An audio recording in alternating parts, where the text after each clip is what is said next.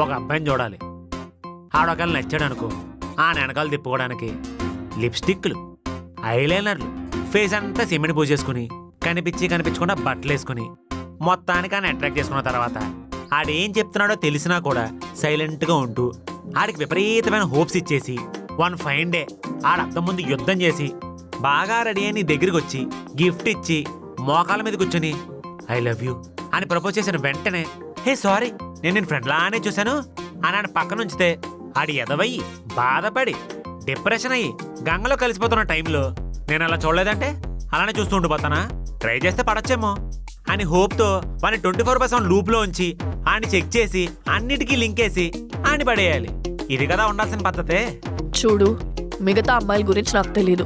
నేను ఒక మనిషిని ఇష్టపడితే మాత్రం ఆ మనిషి కోసం 100% ఎఫర్ట్స్ పెడతాను. ఆ మనిషి కోసం మాక్సిమం సాక్రిఫైస్ చేయడానికి సిద్ధపడతాను.